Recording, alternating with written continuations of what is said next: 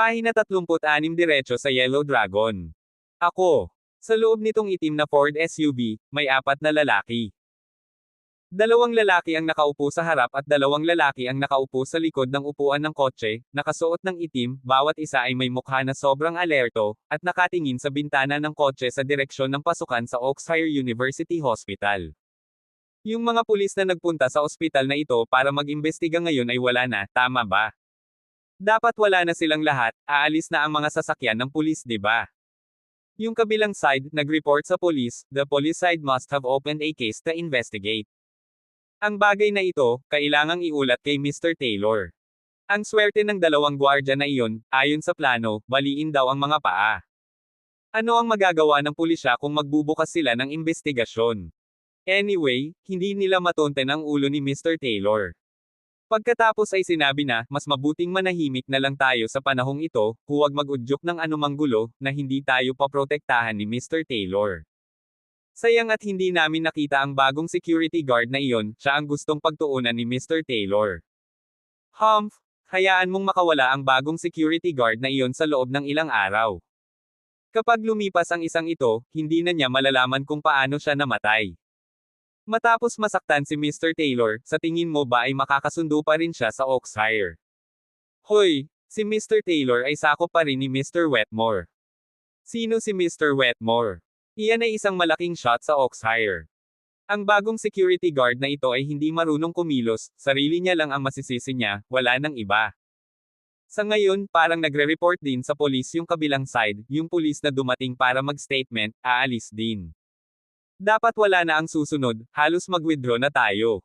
Sa loob ng sasakyan, nakabuka ang bibig ng 4 na lalaki at nag-uusap. Sa pagtatapos ng araw, handa na silang lumikas, ngunit sa sandaling iyon. Bang! Biglang bumukas ang pinto ng driver's seat. Dahil sa biglaang pagbabagong ito, ang lalaking nasa driver's seat ay nagyelo, ngunit bago pa man siya mawala ng malay, isang kamay ang pumasok, isang kamay ang nagdiin sa kanyang ulo, at pagkatapos ay sa manibela ng isang bagsak. Boom! Ang mapurol na impact ay tumunog, ang mukha ng noo ng lalaki ay tumama sa manibela matapos ang mga mata ng buong tao, ay hindi na matukoy ang pagkakaiba sa pagitan ng Timog Silangan at Hilagang Kanluran. Mabilis na nag-react ang lalaking nasa passenger seat, isang kislap ng mabangis na intensyon sa kanyang mga mata, pagkatapos ay isang malamig na oneng ang namumulaklak, humawak siya ng punyal at sinaksak ng patagilid patungo sa hindi inanyayang bisita. Ang biglaang hitsura ng figure sa labas ng kotse ay mabilis, ang kanyang kanang kamay patungo sa harap ng isang kahabaan, ang walang laman na kamay sa puting talim ng grappling kilos, ang kanang kamay 5 daliri tulad ng isang pang-ipit na bakal ay kumapit sa palso ng lalaking may hawak. Ang kutsilyo sa passenger seat. Kaagad pagkatapos, kachaw! Isang nakakatusok na tunog ng bali ang umalangaw-ngaw, ang kanang palso ng lalaki ay naputol, isang mabigat na kamao ang sumipol, sumabog ang kanyang mukha, agad na pumutok ang kanyang mukha sa pira-piraso, dugong putok sa pagitan ng bibig at ilong, direktang nahimatay. Bang! Biglang bumukas ang pinto sa kabilang side ng backseat, nakita ng 2 lalaking nasa backseat ang sitwasyon, agad na binuksan ang pinto at tumakas palabas. Whoosh! Nakita ko ang figure tulad ng paglapag ng mga Diyos at mga demonyo na nagdiin ng isang kamay sa bubong ng kotse, kaya sa ilalim ng puwersa, ang kanyang buong pagkatao ay parang tuyong lupa na parang isang talon, sa ibabaw ng bubong ng kotse, hinahabol ang 2. Mga lalaking nagtangkang tumakas. Phew! Phew! Umalangaw-ngaw sa himpapawid ang 2 malupit na hangin sa binti, at sapat na ang sipol ng hangin upang ipakita ang bangis ng 2 hampas ng paa. Hindi pa nakakatakas ng ilang metro ang 2 lalaking tumakas mula sa sasakyan, agad na bumagsak sa lupa at walang malay. Lumakad ang figure, bitbit ang isa sa bawat kamay, kaliwat kanan, at naglakad patungo sa SUV, pinasok ang mga ito sa likurang upuan. Ang malabo na gabi ay makikita sa kanyang matigas na linya ng mukha, mukhang lalaki at gwapo, ngunit nagpapakita rin ng isang pahiwatig ng lamig. Ito ay walang iba kundi si Nico. Si Nico pala ay nakalusot ng hindi napansin, nakayuko sa ilalim ng sasakyan, dahil nakabukas ang mga bintana ng sasakyan, kaya mahina niyang narinig ang ingay ng mga taong ito na nag-uusap sa loob ng sasakyan. Sa pag-uusap ng mga lalaking sakay ng sasakyan, natitiyak niyang ang mga tao sa loob ng sasakyan at nasugatan sina Theodore at Walter na karelasyon ng grupong iyon, hindi na siya nagdalawang isip, agad na binaril, napasuko at natamba ang apat na lalaki sa sasakyan. Naglakad si Nico patungo sa driver's seat, starry-eyed at gulong-gulo ang lalaking nasa driver's seat, pero hindi siya nahimatay. Lumapit si Nico at dinagdagan ng palm knife, hiniwa sa leeg ng kausap, ungol ng lalaki at nanlalambot ang katawan sa manibela. Kinaladkad ni Nico ang lalaki palabas at inihagis sa likurang upuan, pagkatapos ay sumakay siya sa driver's seat, pinaandar ang sasakyan at nagwikang palayo. Ang pasukan sa isang hiwalay at madilim na eskinita. Isang itim na Ford SUV ang dahan-daang lumapit at inihinto ang sasakyan sa pasukan nitong madilim at ilang na eskinita. Kaagad pagkatapos, bumukas ang pinto ng driver, si Nico ay lumabas ng kotse na may malamig na mukha, at binuhat niya ang apat na lalaki sa loob ng kotse, na wala pa ring malay. Ginising ni Nico ang isa sa mga lalaking nakaitim, ang isa naman ay nagising, ang kanyang mga mata ay nakamulat, ngunit ang lamig ay ang makita ang kanyang sarili na nakahiga sa malamig, basang lupa, napapaligiran ng madilim, ngunit malabo pa ring nakikita ang isang figure na nakaluhod sa kanyang harapan. Bumangon sa takot ang lalaki, at hindi niya napigil ang sabihin, "Sino ka? Ano ang lugar na ito? Ano ang gusto mong gawin?" Habang nagsasalita siya ay pilit siyang bumangon. "Tumahimik ka, kung ayaw mong mamatay." Ibinuko ni Nico ang kanyang bibig, ang kanyang tono ay kalmado at walang pakialam. Ang invisible ngunit din ay nagpapakita ng isang malamig at malamig na pagpatay machine, ang maliit na butil ng malamig na pagpatay machine ay sapat na upang gumawa ng mga tao tulad ng pagbagsak sa ice cellar, pakiramdam ang buto chilling. Nanigas ang mukha ng lalaki matapos marinig ang mga salita, isang hindi nakikitang anino ng kamatayan ang bumungad sa kanyang puso, na tila tumutulo ang kanyang puso sa sandaling iyon. Talagang nagsisinungaling siya, walang lakas ng loob na gumalaw, maliban sa mga matang iyon na kumikislap sa walang katapusang kaba. "Sabi ko kanina mo pa ako hinahanap, di ba?" Tanong ni Nico habang nagsisindi ng sigarilyo at hinihit-hit ito. Ang maliwanag at maitim na sigarilyo, kumukulot na usok na namamalagi, isang matigas na linya ng mukha na nakatago, walang ekspresyon, tanging isang nakamamatay na sipon. Hindi napigilan ng lalaki ang manginig, tinitigan niyang mabuti si Nico, saka napansin na nakasuot ng uniforme ng seguridad ang katawan ni Nico, at pagkatapos ay naugnay sa mga salita ni Nico, ang kanyang mukha ay tumaas sa takot, hindi maiwasang sabihin, "Ikaw ba, ikaw ay Oxford University na bagong seguridad. Mukhang hindi ka masyadong tanga." Nagsalita si Nico at nagpatuloy, "Matagal mo nang ini-staking out ang ospital, di ba?" Nagsalita si Nico at nagpatuloy, "Matagal ka nang nag-staking out sa ospital, hindi ba, at nasaktan mo ba ang dalawang security guard na iyon sa Oxford University?" "Hindi kami yon. Hindi namin ito nasaktan." Nagmamadaling sabi ng lalaki. "Phew."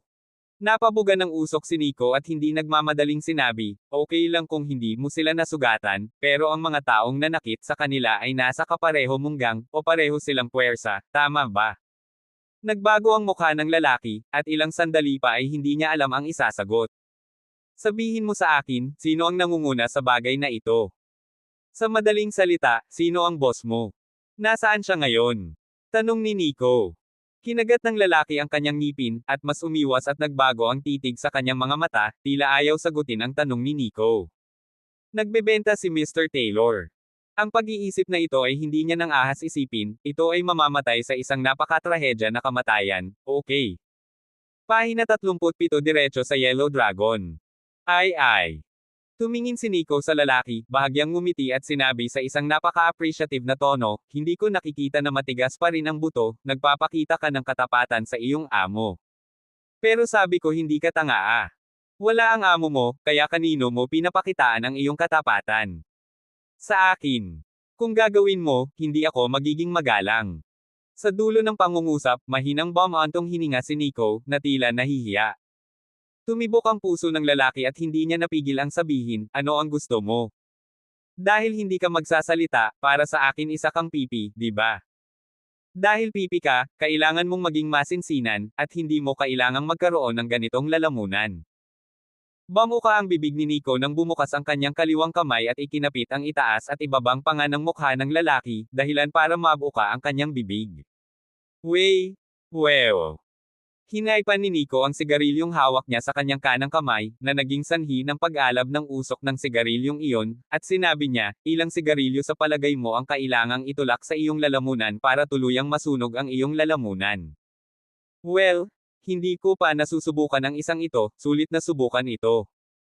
Nanginig ang katawan ng lalaki, maputi ang mukha sa takot, at napagtanto niyang diretsyong itutulak ni Nico ang mainit na sigarilyo sa kanyang bibig. At din ng isang sigarilyo sa plug, hanggang sa lalamunan upang masunog hanggang. Anong klaseng sakit kaya iyon? Anong uri ng pahirap? Nakakatakot man lang isipin. Sa oras na ito, si Nico ay tulad ng isang nakangiting demonyo, ang mga sulok ng kanyang bibig na may mahinang ngiti, ang kanang kamay na mainit na sigarilyo ay patungo na sa bibig ng lalaki sa loob ng nakaraan. Habang papalapit ang sigarilyo, nararamdaman na ng sulok ng mga labi ng lalaki ang nag-aapoy at umiikot na sensasyon, bumalik siya sa katinoan at sinubukang pumiglas, ngunit sa ilalim ng kontrol ni Nico, ang kanyang buong katawan ay hindi makagalaw ng kalahating punto. Nang makita na ang mainit na sigarilyo ay malapit nang itutulak ng direkta sa kanyang bibig, ang kanyang psikolohikal na panlaban sa wakas ay bumagsak sa sandaling ito, at nagmamadaling sinabi ng malakas, hindi, sasabihin ko ang lahat. Sa oras na ito, sinunog ng sigarilyo sa kamay ni Nico ang itaas na labi ng lalaki, at matapos itong maamoy ay binawi ito ni Nico at sinabing, sige, nakikinig ako. Lahat ito ay pinangunahan ni Mr. Taylor. Mr. Taylor. Mr. Sinabi ni Taylor na sinaktan mo ang kanyang lalaki, si Mr. Rockwell, sa harap ng paaralan, at kailangan niyang bumalik. Ipaalam sa iyo kung sino ang namamahala sa teritoryo sa lugar na ito. Isa pa, sinabi rin na kapag hindi ka matagpuan, ay hijack ang ibang security guards para isagawa para pilitin kang humingi ng impormasyon, para gawing halimbawa ka. Nasaan ito Mr. Taylor? Mr. Dapat nandito si Taylor sa Celebrity Entertainment. Celebrity Entertainment. Oo, iyon ay isang libangan na lugar sa ilalim ng direktang jurisdiction ni Mr. Taylor, na may mga nightclub at kung ano-ano pa. Kadalasan si Mr. Taylor ay uupo sa kasino. Okay, naiintindihan ko. Pipilitin kong tanungin ka ng isa pang kasabwat mo. Kung may mga pagkakaiba sa iyong mga pag-amin, pasensya na, papatayin kita. Ngumiti si Nico, ngumingiti ng hindi nakakapinsala, na para bang binanggit sa huling pangungusap ang pagpatay, ngunit sa pagpuputol at paghiwa sa pangkalahatang simple.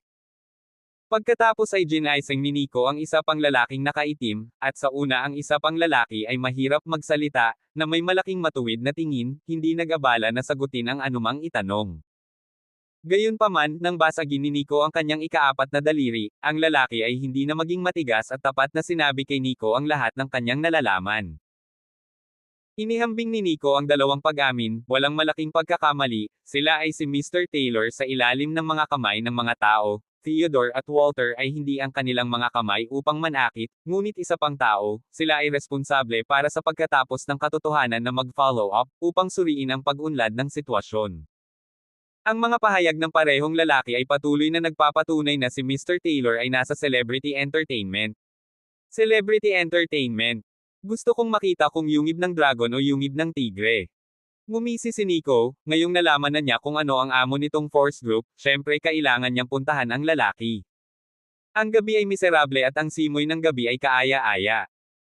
Isang itim na Ford SUV ang nagmamaneho sa kalsada sa ilalim ng takip ng gabi.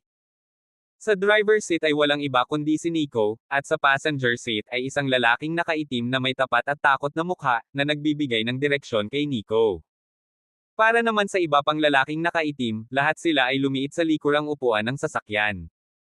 Sa ngayon, ang mga lalaking nakaitim ay halos lahat ay gising at napagtanto nila kung ano ang kanilang pinapasok. Umupo na lang si Nico sa driver's seat at nagmaneho ng sasakyan, para itong mga lalaking itim, hindi rin siya nag-iingat, sabihin na nating nakatali ang mga kamay at paa ng mga taong ito at iba pa. Hindi yun ginawa ni Nico, ngunit hinayaan silang malayang gumala. Para kay Nico, ang kanilang presensya ay tila hangin, sa madaling salita, iyon ay, ganap na hindi pinansin ang kanilang pag-iral. Si Nico ay nagmaneho lamang ng kotse, at walang anumang alerto upang itaas ang pagkilos, para sa tatlong itim na lalaki na nakaupo sa likurang upuan, ang harap na nagmamaneho si Nico ay nasa likuran lamang nila upang ipakita ang pinakamalaking tagumpay. Ang isa sa mga lalaki ay may mabangis na tingin sa kanyang mga mata, na tila gusto niyang samantalahin ang kawalan ng pagtatanggol ni Nico at hampasin siya, at pagkatapos ay isang malinis na talaan. Ngunit siya ng oras at muli pagkatapos ng lakas ng loob, ngunit muli at muli, impas, lamang dahil siya ay nagkaroon ng lakas ng loob na gawin ito ng ilang beses, lamang sa pakiramdam mula sa katawan Nico ay may isang malalim na isang bilangguan hindi masusukat kakilakilabot paghinga presyon sa malaganap. Sa harap ng panggigipit na ito, pakiramdam niya ay mas malala pa siya sa nunal, basta ang nakakatakot na lalaking ito na nasa harapan niya ay payag, isang daliri ang madudurog hanggang sa mamatay. Hindi lang ang lalaking ito, ang iba pang mga lalaking nakaitim ay mayroon ding parehong pakiramdam. Napagtanto din nila na ang pagwawalang bahala ni Nico sa kanilang pag-iral ay nakasalalay sa katotohanang hindi sila kailanman inilagay ni Nico sa kanyang paningin mula sa simula hanggang sa wakas. Sino ang nakakita ng isang dragon na nagmamalasakit sa isang nunal sa lupa? Gayunpaman, kung ang nunal na kuliglig ay hindi mapakali at gustong maghanap ng sarili nitong kamatayan, iyon ay ibang bagay.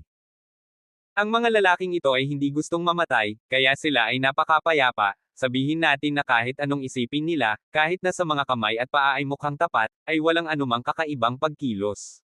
Gaano katagal hanggang celebrity entertainment? Nakakunot ang noo ni Nico na nagmamaneho at tumingin sa lalaking nasa passenger side. Kuya, malapit na, pagkatapos nitong traffic light, kumanan ka sa susunod na intersection ng traffic light at nandoon ka na. Nagmamadaling sabi ng lalaki. Napakagaling. Ibinuka ni Nico ang kanyang bibig, ang kanyang mukha ay lumitaw na walang kapantay na kalmadong mukha, ngunit sa paggawa ng isang mabangis na bagyo ng matinding pagpatay na makina.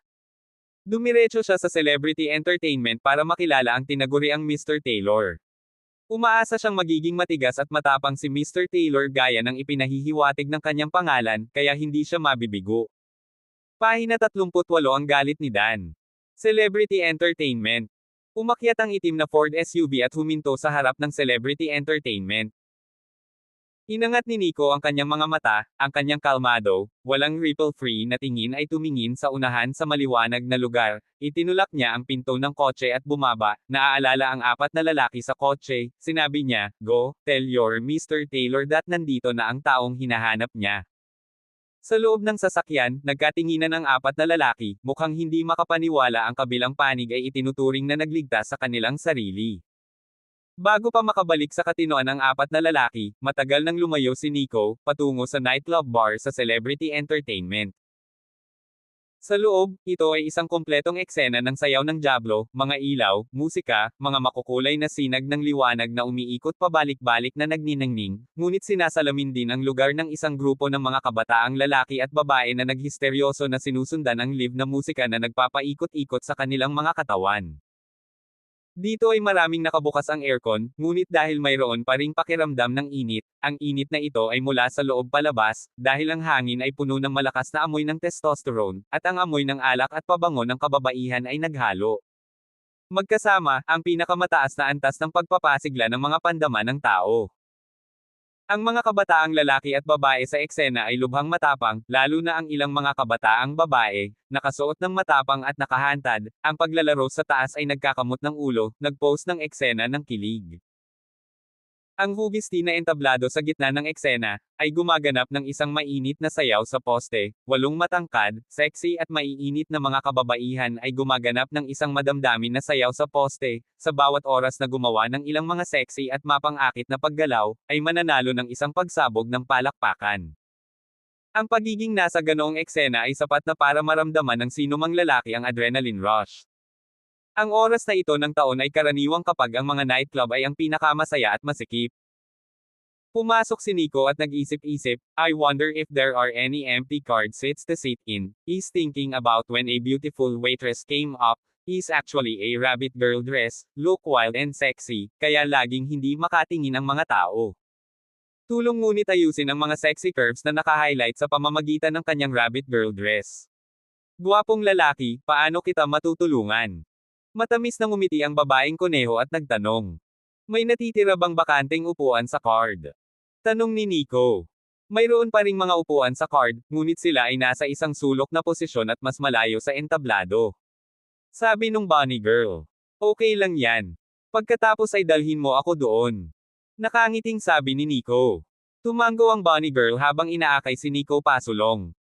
Nang mapadaan sila sa bar, ilang babaeng nakaupo sa high stool sa harap ng bar at 6 o 7% lasing na ang nakakita kay Nico, at ang mga mata nila na mukhang lasing ay nagliwanag habang nakataas ang kanilang salamin kay Nico.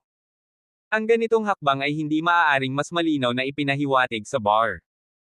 Ngumiti ng matamlay si Nico, ikinaway ang kanyang kamay at magalang na tinanggihan ang imbitasyon ng mga maiinit na dilag na ito, na natural na nagdulot ng isang dampi ng pagkabigo na makikita sa mga mata ng mga dilag na ito. Nakikita nila na ang mga linya ng kalamnan ni Nico mula sa balangkas ng pananamit ay kumakatawan sa isang katawan na puno ng malakas na kapangyarihan ng pagsabog, at alam na alam nila kung anong uri ng kahangahangang karanasan ang maidudulot ng gayong katawan sa isang babae. Sa kasamaang palad, wala dito ang isip ni Nico, at sa ngayon ay sinundan na niya ang batang babae sa isang card table sa kanang sulok. Umorder si Nico ng isang bote ng black cube at ang soda na ginamit sa paghahalo nito sa yelo. Hindi nagtagal, nakahain na ang mga inumin at ilang merienda.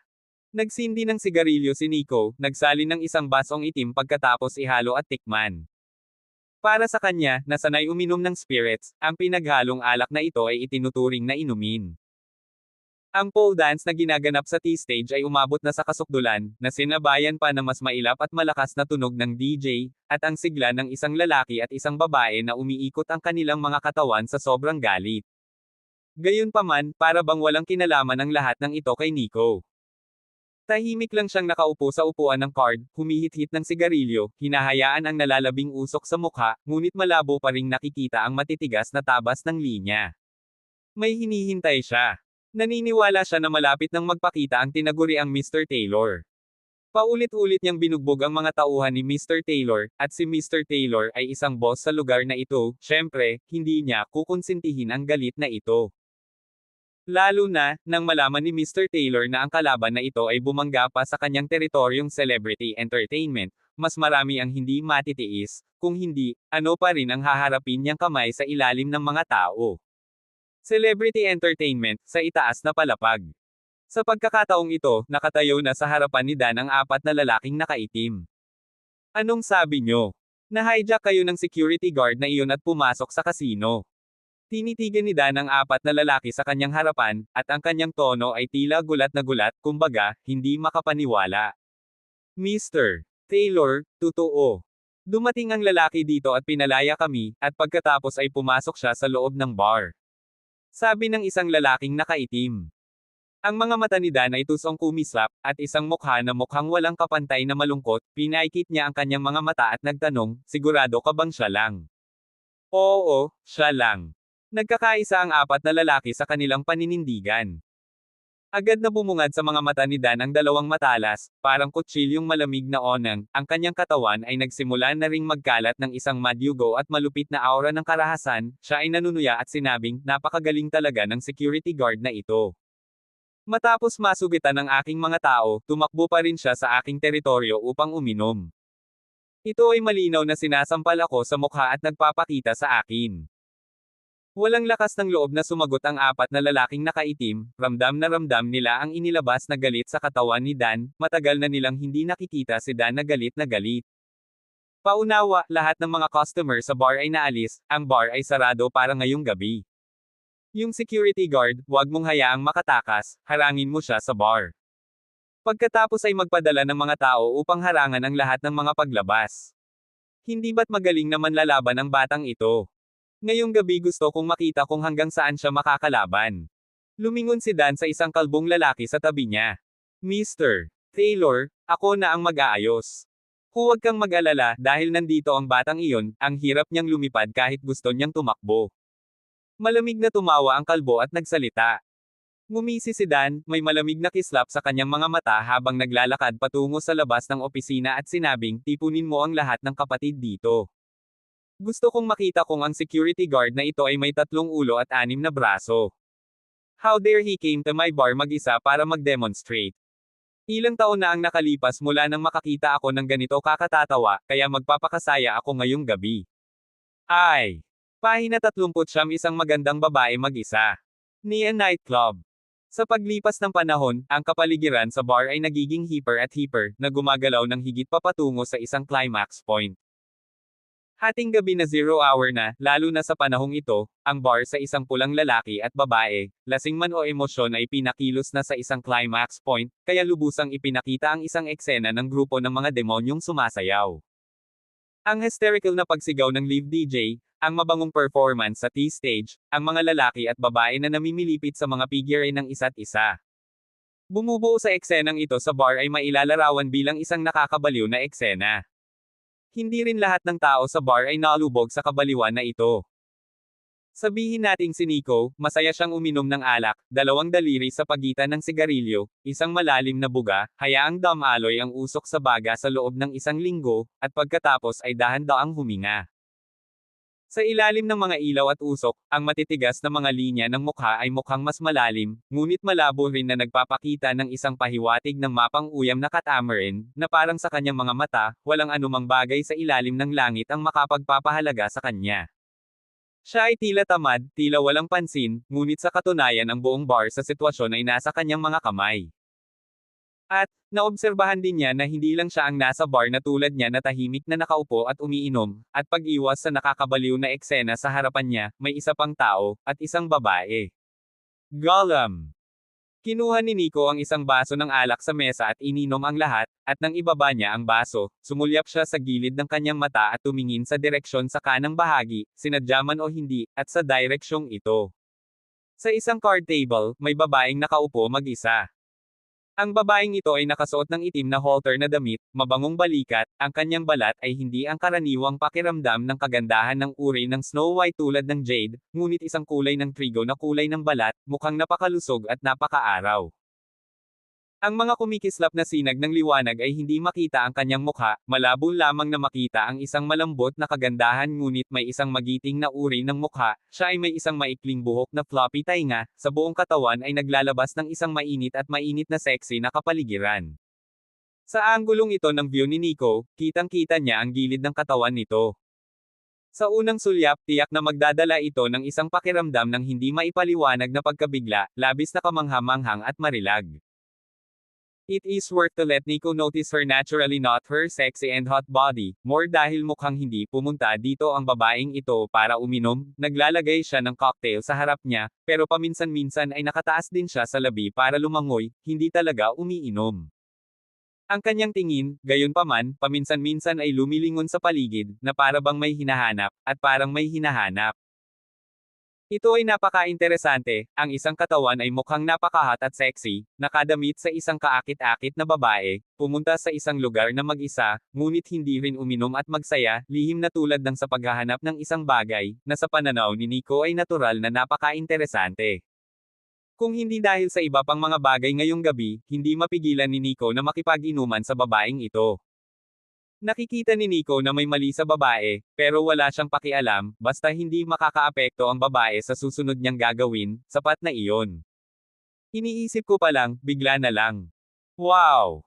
Biglang huminto ang musika sa eksena, na naging dahilan para medyo natigilan ang mga lalaki at babae sa eksena, isa-isang puno ng blanko ang mga mukha, at may ilang tao rin ang nagpakawala ng hiyawan.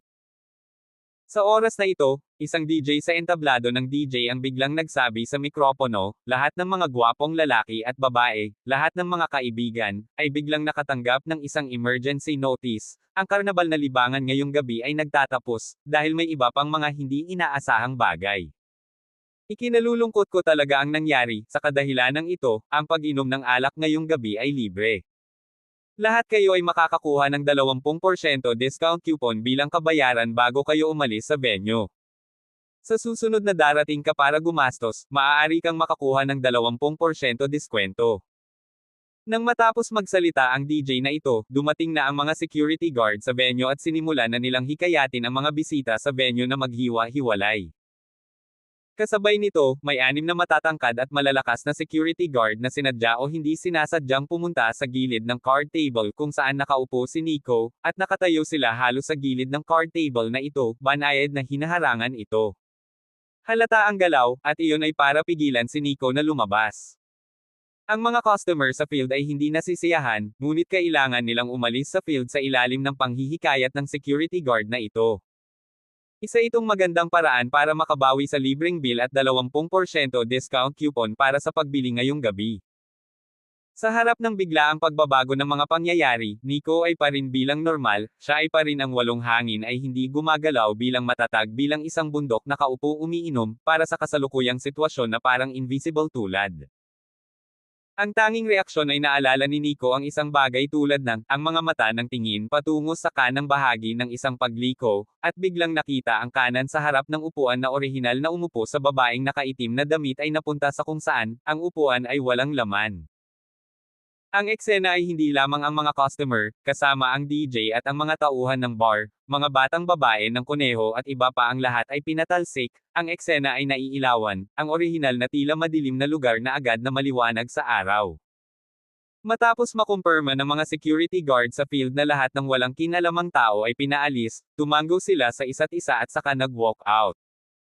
Biglang tumahimik ang maingay na bar, tanging si Nico lang ang nakaupo sa card seat. Ang exit position ay napuno ng mukha na puno ng mabangis na security guard, pinakanak ang nakatingin sa gilid ni Nico.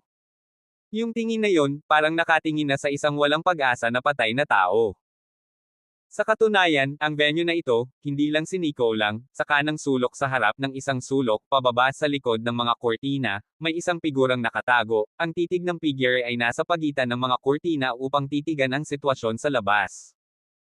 Ito ay isang mainit at sexy na silhweta, nakasuot ng itim na halter na damit, isang napakalambot na mukha ng itlog ng gansa na may magiting at magiting na aura, isang pares ng magagandang mata sa unang sulyap ng titig ay tila napakatalam. Ang babaeng ito talaga ang babaeng napansin ni Nico kanina. Hindi siya pinatalsik, tahimik na nagtatago sa sulok, ang sulok ng bintana ay nakatabing mga patong ng mga kurtina, ang pinakaloob ay mga blackout na kurtina, nagtago siya sa likod ng mga blackout na kurtina, walang makakapansin na may nagtatago sa sulok. Ano ang gusto ng mga taong ito mula sa Nine Dragons? Pinaalis nila ang lahat ng bisita ngunit ang lalaking iyon lang ang naiwan, baka gusto nilang magkaroon ng ilang meeting o deal. Ano nga ba ang pagkakakilanlan ng lalaking naiwan? Bakit siya pinabayaan ng Nine Dragons? Anyway, gusto kong makita kung ano ang misteryo dito, pero huwag mo akong hayaang mahuli ka. Itataas ni Taylor Kane ang kurtina ng bahagya, pinagmamasdan ang sitwasyon sa labas, ngunit ang puso ay nasa lihim na pag-iisip, ang isip ay mayroon ding maraming hindi nasagot na mga katanungan. Sa katunayan, siya ay isang pulis, pumunta siya rito ngayong gabi, nakasuot ng simpleng damit, handa ng patagang maghanap ng ilang mga pahiwatig na pisikal na ebidensya. Ito ay dahil ang ilang kamakailang mga kaso ay tahasang itinuro ang Nine Dragons. Hindi rin niya inaasahan na sisimulan ng mga security guard na paalisan ang mga bisita, at napagtanto niya sa nakatagong katalinuhan ng pulisya na tiyak na may susunod na mangyayari. Kaya, nang simulan ng mga security guard na paalisan ang mga bisita, mas magulo, tahimik siyang nagtago sa sulok. Susunod, gusto niyang makita kung ano ang mangyayari. Pahina 40 mayabang na kapital. Ang malaking bar, sa isang biglaang isang tao lamang ang naiwan na nakaupo, sa lahat ng panig ng labasan, ay nakatayo ang isang matipuno at matataas na security guard, ang ganoong sitwasyon ay lubos na kahulugan ng pagsasara ng pinto upang labanan ang aso. Sa ibang mga hindi pangkaraniwang tao, ay tiyak na makaramdam ng pagkabalisa, kaba at takot ay tiyak na hindi maiiwasan. Ngunit ang mukha ni Nico gaya ng dati, parang ang sinaunang balon na walang alon, walang kahit kaunting ripple. Sa katunayan, ang mundo ngayon ay maaaring gumawa ng mukha ni Nico inilipat bagay ay ilang, maliban kung ito ay ang madilim na mundo ng mga tinatawag na ang maalamat kataas-taasang kapangyarihan sa personal, kung hindi man sa harap lamang ng ganitong uri ng porma sayon, ay talagang hindi ilagay sa kanyang mga mata.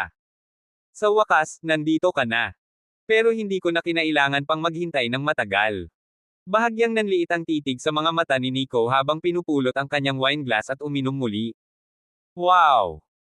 Sa oras na ito, isang siksikan at mabilis na yabag ang umalangaw-ngaw sa labas ng pinto ng bar, na sinundan ng isang pulutong ng 40 hanggang 50 katao ang pumasok, lahat ay nakasuot ng itim, malamig ang mga mata at malamig na mukha, na may mabangis na aura sa buong paligid. Ang ilan sa kanila ay matibay at malakas, ang ilan sa kanila ay nagpapakita ng mabangis at mabangis na aura, at ang ilan sa kanila ay tila umaagos. Sa madaling sabi, lahat ng mga itim na manlalaban na ito ay magkakahalo sa kalsada, walang awa hanggang 6 na kamag-anak ay hindi nakikilala ang mabait. Marami sa kanila ang may bitbit na mga artifact sa kanilang mga kamay, ngunit ang ibabaw ay nababalutan ng mga layer ng mga pahayagan, kaya hindi posible na makita kung ano ito. Ngunit hindi mahirap isipin na ang mga nakabalot sa ilalim ng pahayagan, ay tiyak na ilang mahahabang kutsilyo, matutulis na talam, mga rehas na bakal, tulad ng mga sandata ng pagpatay. Nang sumugod ang mga lalaking ito, walang nagsalita, ngunit tahimik na ginagalaw ng isa sa kanila ang kanyang katawan upang makabuo ng isang pagkubkob sa mismong direksyon kung nasaan si Nico. Nagsimulang kumalat ang isang solemn na aura, at ang kapaligiran sa eksena ay napakabigat na. Isang pares ng kumikislap na lamig, madilim, panunukso, palabiro, panunuya at iba pa ang titig na nakatutok sa katawan ni Nico, mula sa sandaling ito ay walang makikita ni Nico bilang isang buhay na tao. Bagkus, si Nico ay parang nobody pa rin, humihitiit ng sigarilyo at umiinom ng inumin, na para bang isang manunood na wala sa larawan, mukhang wala. Nico ay bilang magaan ang loob bilang walang, ngunit nagtatago sa likod ng kurtina sa sulok ng magandang police tailor ay hindi maaaring huwag pansinin ang kalmado, sa katunayan, makita ang mga dose-dosenang mga tao, siya ay masindak. Dahil bigla na lang dumagsa ang mga tao dito, dapat may nangyari. Tailor sa kriminal na unit ng pagsisiyasat para sa maraming mga taon, sa pamamagitan ng pagsisiyasat at malutas ang hindi mabilang na mga kaso, kaya siya ay masyadong kalmado, hindi siya nagpakita, ngunit upang maghintay at makita kung ano ang susunod na mangyayari bago gumawa ng isang desisyon. Sa sandaling iyon, ang pasukan ng bar ay unang nagkagulo, pagkatapos ay ang mga taong nakaharang sa pasukan ng bar ay biglang humiwalay sa magkabilang gilid, na nagbigay daan sa isang daanan, na sinundan ng isang nasa katanghaliang gulang na lalaki na may ulo ng leopardo at nakakatakot na mga mata na naglalakad. Na may mataas at mapagmataas na mukha. Ganyan talaga si Dan. Sa likod ni Dan, na sinundan din ng apat na hininga sa loob ngunit hindi nakikita ngunit isang nakakatakot na presyon na puno ng mga matitipunong lalaki, sinamahan nila si Dan hanggang sa loob. Ang nasabing pasukan ay sapat na malaki para sa parehong kilos at pangkat. Kaya, nasiyahan si Dan sa sandaling ito ng kasiyahan, ang titig sa kanyang mga mata ay tumingin ng masama sa buong silid at sinabing may malamig na ngiti, nabalitaan ko na may pupunta sa aking lugar ngayong gabi upang basagin ang aking venue, at pinangalanan ako upang magpakita. Gusto kong pumunta at tingnan kung sino ito. Ikaw si Dan. Hanggang sa sandaling ito ay nagbago ang mukha ni Nico saglit, at ibinaling niya ang kanyang mga mata kay Dan at nagtanong. How dare you? How dare you call Mr. Taylor sa kanyang pangalan, pagod ka na bang mabuhay? Hindi lang siya pagod na mabuhay, sa tingin ko ay halatang gusto niyang mamatay ng maaga at muling magkatawang tao. Huwag mo ngang tingnan kung kaninong teritoryo ito, sa tingin ba niya ay Diyos siya ng digmaan. Ang isang security guard, na hindi pa nakikilala kung sino ang namamahala sa Oxfire, ay may katapangan na pumunta dito at ipalaganap ang ilang, talagang hindi alam ang mataas na lugar. Isa-isang malamig na tinutuya ng panig ni Dan ng mga manlalaban na iyon ang bungad, na para bang sa kanilang mga mata ay patay na si Nico. Tumingin si Dan kay Nico, ngumisi ito at sinabing, security guard talaga yan ah. Hindi ako naniwala nang sabihin sa akin ng mga taong nasa ilalim ko na binugbog sila ng isang security guard. Pero isa kang security guard na tumatakbo dito mag-isa, ginagawa mo bang kalokohan ang sarili mo? Bahagyang ngumiti si Nico at sinabing, kahit naka-security uniform ako at nakatayo kasama mo, mas gwapo pa rin ako at mapilit kaysa sa iyo na nakasot. Kaya, ang pananamit ay hindi mahalaga, ang mahalaga ay kung ano ang isinusuot ng mga tao. Hindi mo ba akalain na itong panseguridad na uniforme sa katawan ko, nakasuot ng taas? Gwapo, masculine, dominante, which is living in the eyes of women is the uniform seduction ah. Natigilan ang mukha ni Dan, may gusto siyang sabihin ngunit walang paraan para pabulaanan, sa kanyang kahindek-hindek na hitsura at Nico na paghahambing, ngunit hindi rin alam kung gaano karaming mga kalye ang itinapon. Masusuka na si Taylor na nagtatago sa likod ng kurtina sa sulok, wala talaga siyang imak, wala pa talaga siyang nakikitang walang hiyang lalaki, actually so hambog na nagyayabang. Hindi lang ba makapal ang balat o bulag ang lalaking ito? Hindi ba niya nakikita na napakaraming mabangis na mandirigma ang naghihintay sa kanya sa field? Paano pa siya magkakaroon ng pusong ipagmalaki ang kanyang sarili? Para maging maayos sa mundong ito, umaasa ka sa lakas. Anong silbi ng pagiging gwapo? Kung kulang ka ng mata, ilong, at tenga, gwapo ka pa rin ba? Napangiti si Dan, na pinaikit ang mga mata habang sinusukat si Nico. Tumawa si Nico na parang hindi naintindihan at nakangiting sinabing, ayos lang ako, paano ako nawawala sa ilong at tenga ko? Dahil ipapaputol ko ito. Sabi ni Dan sa malamig at malungkot na tono. Upang putulin ang ilong at tainga ng isang tao nang hindi nagtatanong, tila hindi ka karaniwang baliw. Sabi ni Nico habang nilalaro ang baso ng alak sa kanyang kamay na ikinapikit ng mga mata. Dahil may lakas ako. Ibinuka ni Dan ang kanyang bibig, at nagpatuloy siya, ang mga taong pinadala ko ay paulit-ulit mong sinasaktan, sa tingin mo ba ay kaya mong maglakad sa kabilang kalsada? Nanlamig ang titig sa mga mata ni Nico habang nakatitig kay Dan at sinabing, nakahiga pa rin sa ospital ang dalawa sa mga security guard ng Oxford University. Nasaktan sila ng mga taong pinadala mo doon, tama ba? So what if it is? Paano kung hindi? Ngumisi si Dan. Walang pakialam si Nico sa sagot ni Dan, nagpatuloy siya, kung gusto mo akong harapin, pwede mo akong puntahan, hindi na kailangan pang magdawit ng ibang inosenteng tao. Ngunit halatang nilabag mo ang panuntunang iyon sa pamamagitan ng pananakit sa security guard ng Oxford University, sinusubukang gumawa ng halimbawa sa kanya, tama ba? Well, para dyan, gagawin kitang invalid ngayong gabi. Invalid. Ginagawa mo akong tauunan. Hindi napigilan ni Dan na matawa na para bang narinig niya ang pinaka-nakakatawang biro sa mundo, at pagkatapos ay biglang tumigil ang kanyang tawa na nakakapatak sa tenga at sinabi niya sa sobrang nakakatakot at ligaw na tono, anong nakatayo ka pa dyan? Bakit hindi ka umakyat at ibaba mo siya para sa akin?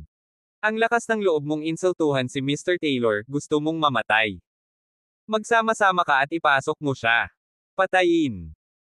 Sabay-sabay, mayroong 3 o 5 lalaki na may kislap na pagpatay sa kanilang mga mata, binalot nila ang kanilang mga kamay ng mga artifact ng pahayagan ng isang luha, nagsiwalat ng isang hawakan ng malamig, may kintab na matalim na kutsilyo, sila ay sumugod, ang matalim na kutsilyo sa kanilang mga kamay nang walang dahilan para maputol si Nico. Pahina 41 isang lalaki ang nagwawalis. Ako. Talagang nagulat si Taylor na nagtatago sa likod ng kurtina nang makita ang eksena sa kanyang harapan. Si Dan sa ilalim ng mga kamay ng mga mandirigma ay nagsimulang kumilos, ipinakita ang sandata ng pagpatay na nakatago sa ilalim ng pambalot ng pahayagan, may 3 o 5 tao ang dumiretso kay Nico, hawak ang iba't ibang malamig na sandata sa kanilang mga kamay, mukhang mabangis patungo kay Nico na napapalibutan. At pinatay. Ito ay papatay ng mga tao. Nakita ni Taylor ang sitwasyon at handa siyang lumabas, at makikipag-ugnayan siya sa Departamento ng Pulisya, nang sa gayon ay agad na pinalakas ng Departamento ng Pulisya ang isang malaking bilang ng mga tauhan ng pulisya. Gayunpaman, sa sandaling gustong magmadali ni Taylor, ang kanyang mukha ay nanlamig, at ang kanyang buong katawan ay nagyelo, na para bang nakakita siya ng isang bagay na hindi kapanipaniwala, isang pares ng mga mata ng almond na nakasulat na may pakiramdam ng pagkagulat. The moment she edited the distress message, she actually saw Nico sitting in the corner of the card seat with a violent movement of his body. The whole person has been like a cannonball out of the shot, like a sprint out. Masyadong mabilis yan. Maaaring ilarawan bilang isang bala na lumilipad, tingnan ang oras, ang tanging bagay na makikita sa likod ng nalalabi ng kalsada. Habang si Nico ay umaalis, isang dugong bakal na nakamamatay na aura ang agad na kumalat mula sa kanyang katawan, na nagbibigay ng impresyon ng isang natutulog na hayop na biglang nagising, na pumipili ng mga taong lalamunan.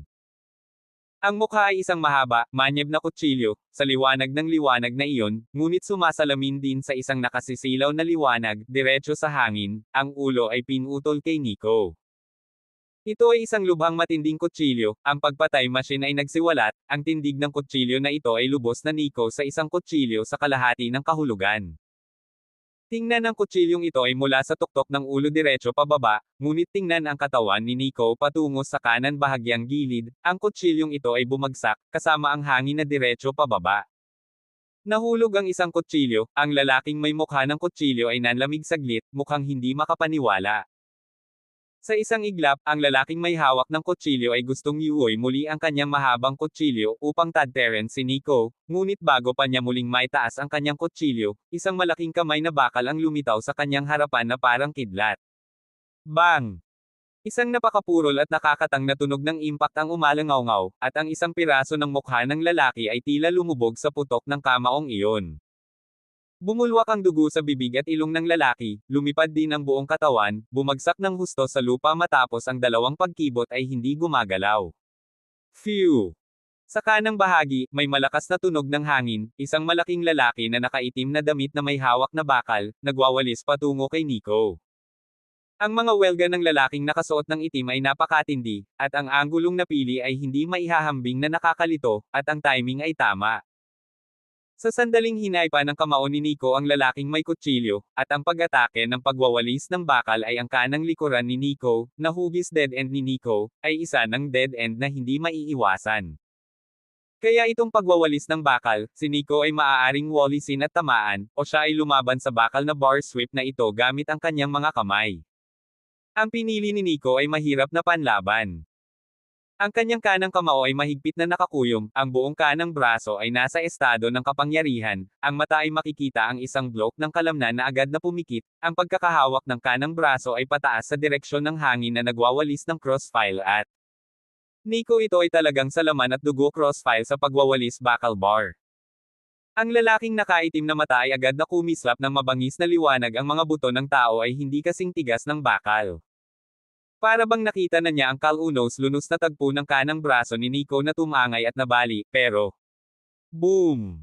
Sa isang nakakagulat na tunog, ang baras na bakal, na naglalaman ng isang malakas na puwersa ng pagwawalis, ay nabangga ng husto sa kanang braso ni Nico. Ang lalaking nakaitim ay agad na ipinikit ang kanyang mga mata upang tumingin, isang tingin sa buong tao na halos natusok na kahoy, talagang nakita niya ang mga braso ni Nico na hindi gumagalaw, ngunit sa halip ay naramdaman niya na siya ay nagwalas ng isang stick sa ilalim, tulad ng pagwawalis ng isang bundok, sadyang hindi matitinag. Ang pinakamaliit. Bago bumalik sa katinoan ang lalaking nakaitim, hinawakan ni Nico ang bakal na bara sa pagitan ng kanyang backhand, hinailan niya ito pasulong, isang napakalaking puwersa ang naililipat sa lalaki ay nahawakan din niya ang bakal, sa hindi mapaglabanan na napakalaking puwersa na hinaila, ang kanyang katawan ay hindi makayanan. Tumulong ngunit sumuray-suray sa direksyon ni Nico. Phew! Sa sandaling iyon, ang kanang binti ng tuhod ni Nico ay bumagsak, at ang puwersa ng tuktok ay malakas. Sa lakas ng paghatak, ang pagsuray-suray sa itim na lalaki ay parang inisyatiba upang salubungin ang tuhod general ni Nico, ang kanyang katawan na hindi bababa sa 70 kilo ay agad na tumilapon, mula sa himpapawid matapos matamba na parang patay na aso. Phew! Kaagad, ang bakal na nasa kamay ni Nico ay agad na tumalsik patungo sa kaliwang harapan, na tumama sa isang prutas na kutsilyo na lumalas. Pagkatapos ay ibinalik niya ang bakal sa kanyang kamay at winalis ito sa umatake ng kutsilyo. Ang kutsilyong prutas sa kamay ng lalaki ay inalog, at wala siyang ibang pagpipilian kundi ikres ang kanyang braso para sundan ang halimbawa ni Nico at gamitin ang kanyang braso para i-crossfile ang bakal.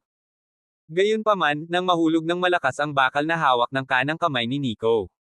Kachaw!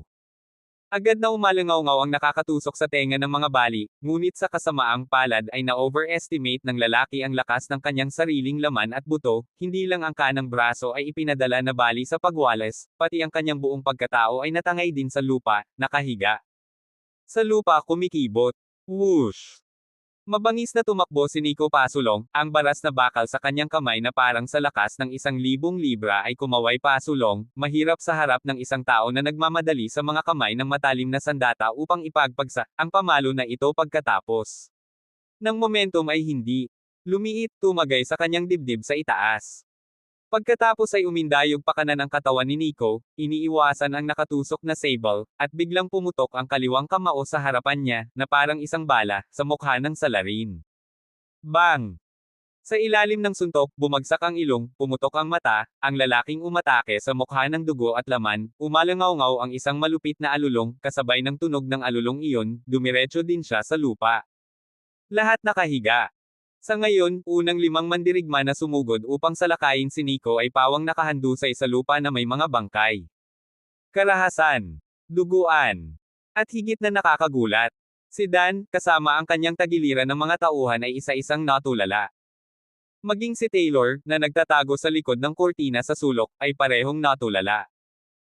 Hindi niya pinangarap ang lalaking nakasuot ng uniforme ng seguridad na ipinagmamalaki ang kanyang kagwapuhan ng walang kahit katiting na pamumula ay magagawang talunin ang 5 masasamang salarin sa lupa sa isang iglap. Taylor nagtanong sa kanyang sarili gamit ang kanilang sariling mga kamay, laban sa 5 mabangis na mga tao ay maaari ring harapin, ngunit upang masabi sa instant na ito kaya malulutong at malinaw ay ang 5 tao na matumbok, siya ay talagang hindi magagawa. Sino ang lalaking ito? Paano siya nagkaroon ng problema sa Nine Dragons? Puso ni Taylor ay puno ng mga katanungan, nakita niya ang ganitong sitwasyon ay hindi nagpapakita, at kahit na mas mababa sabik na makipag-ugnayan sa departamento ng pulisya. Dahil gusto niyang malaman ang kasunod na pag-unlad ng mga bagay-bagay, sa sandaling ang pulis ay dumating sa ibabaw upang mamagitin, maraming mga follow-up sa loob ay hindi rin maintindihan. Ano? Wala bang tao dito? Hindi pa nga ako naiinitin eh. Nilero ni Nico ang bakal na pamalo sa kanyang kamay, isang panunuya sa kanyang mukha, at ang kanyang singkit na mga mata ay bumaril ng dalawang matalas na malapit sa gilid, na malapit nang makita si Dan. Pahina 42 isang lalaki ang nagwawalis. Ay. Bumalik sa katinoan si Dan, ngayon lang talaga siya nanigas, at sa ngayon ay bakas pa rin sa mukha niya ang hindi makapaniwala.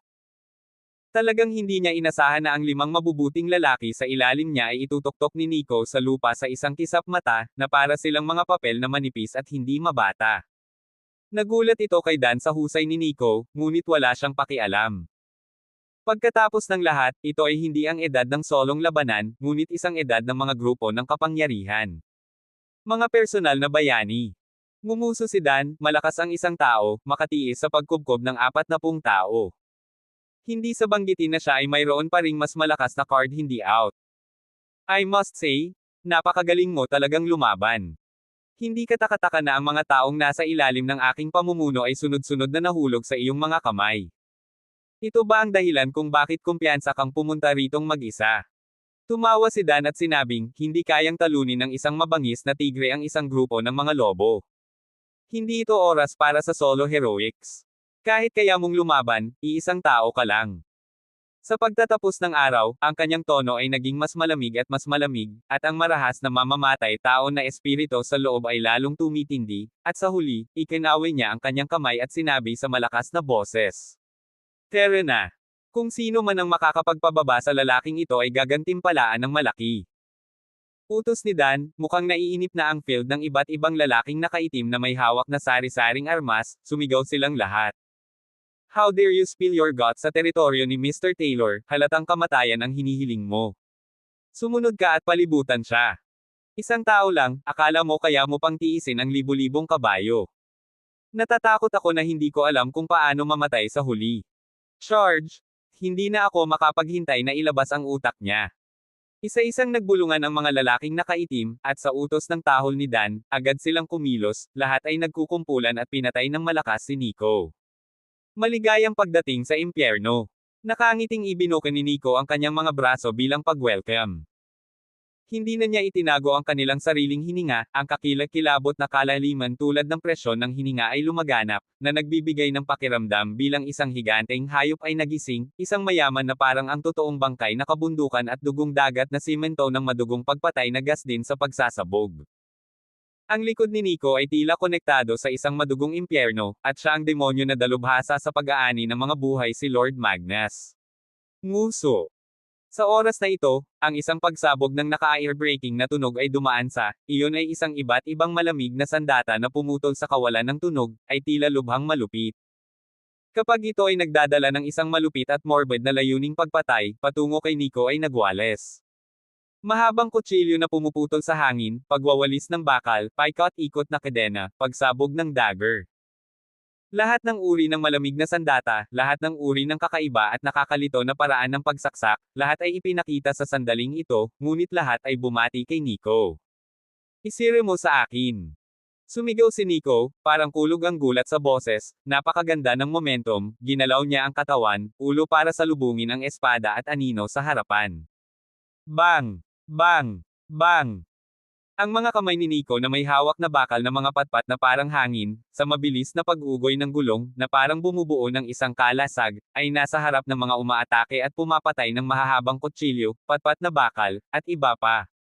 Lahat ay naharang.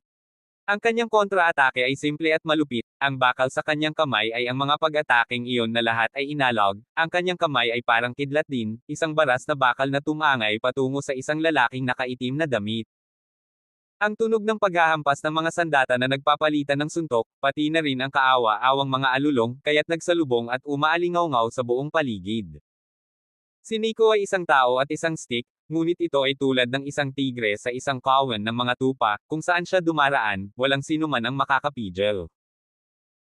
Ang kanyang pag-atake ay napaka-epektibo, tila simpleng pag-atake ngunit kadalasan ay naglalaman ng walang kapantay na brutal na kapangyarihan, ang kanyang mga kamay ay bakal na pamalo o crossfile o indayog, kung minsan ay sumusuntok siya, minsan ay nagwawalis ng mga binti, ang bawat welga ay karaniwang hindi bababa, isang itim na nakasuot ng mga mandirigma ay ibinagsak niya sa lupa. Ah! Iklik, iklik, iklik.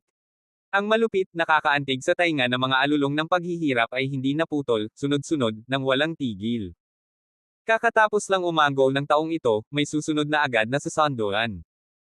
Kapag ito ay sinamahan ng isang pagsabog ng nakakasira sa tainga at may sensinang tunog ng bali, na umalangaw-ngaw sa loob ng espasyong ito. Hindi nagtagal, ang lupa ay nakahandusay ng paalang at patayo na parang patay na aso, ang ilan sa kanilang mga bibig at ilong ay dumudugo pa rin, ang ilang mga kamay at paa ay putol na mga puting buto na nakalantad, ang ilang mga kumbulsyon at pulikat ay bomb uvula sa bibig.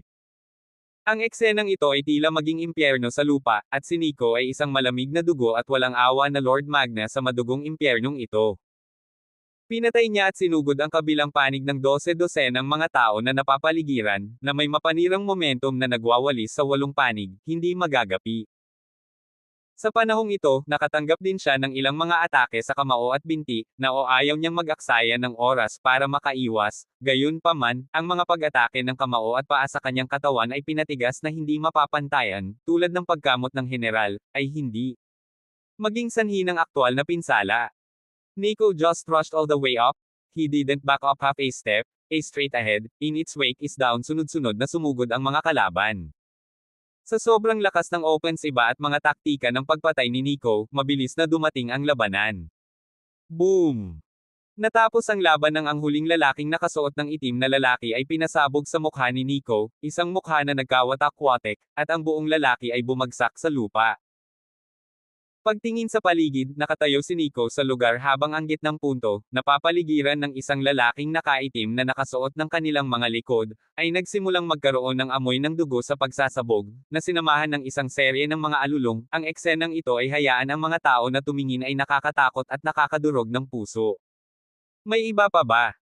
Bumaba ang tingin ni Nico, tinitigan niya si Dan, ang kanyang titig na malamig na ginaw na parang sa isang nasa salat na malamig na espada, tumusok sa katawan ni Dan, kaya nang inag ang katawan ni Dan, at agad na bumalik sa kanyang katinoan ang buong tao. Sa oras na ito, ang mukha ni Dan ay hindi na ang dating kay-abangan at kay-abangan, napalitan ng walang katapusang gulat, ang kanyang mukha ay takot at puti, ang kanyang mga binti ay medyo na-control na nanginginig ng bahagya. Paano ito posible? Ang 40 kakaibang mga piling mandirigma sa ilalim ng kanilang sariling mga kamay ay pinalibutan at pinatay, ngunit talagang hindi siya matalo ng mag-isa. Anong uri ng pervert na karakter ito? Anong klaseng sakit ng katawan? Security guard lang ba talaga siya? Hindi ako naniniwala na ito ay isang fucking security guard. Ang mukha ni Dan ay agad na naging medyo maulap, nasaksihan si Nico na nag-iisa, ang kanyang mga piling mandirigma sa ilalim ng mga kamay ng lahat ay natangay, ang pagkabigla ng pakiramdam ng epekto, ay talagang hindi maihahambing, hindi mailarawan ng isip. Kung walang ibang tao, ikaw na ang bahala. Ganoon din ang sulok ng bibig ni Nico, pinaikit ang mga mata habang pinagmamasdan si Dan. Ang iyong katawan ay pambihira at napakalakas. Gayunpaman, ako, si Wang, ay hindi matalino, at handa akong bumaba sa larangan upang makatanggap ng aral sa iyong kakayahan. Sa oras na ito, si Dan sa likod ng kanang bahagi ng isang lalaki ay nagsalita, siya ay may isang plato pulgada ang buhok, ang kanyang sarili ay may matapang at kalmadong hangin sa agos, isang tingin ay palaging sa bibig ng kutsilyo pagdila dugo ng walang awa papel, kaya makita ang matinding laban ni Nico, wala rin siyang kinakaharap na takot. Agad ding nag-react si Dan, sa kanya naalala na napapaligiran pala siya ng 4 na dalubhasa sa alas.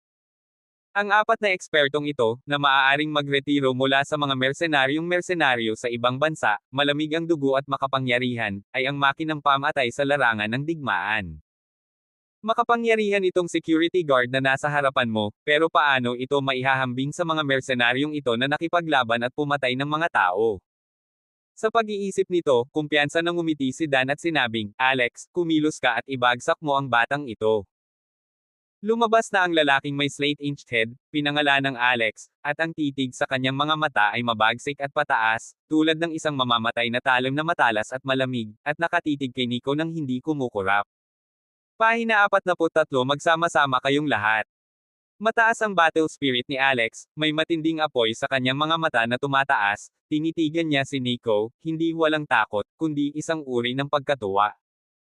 Naglingkod siya sa isang mersenaryong grupo sa ibang bansa, at mula nang umalis sa mersenaryong grupo at bumalik sa lungsod, matagal na siyang hindi nakakakilala ng kalaban sa totoong kahulugan ng salita.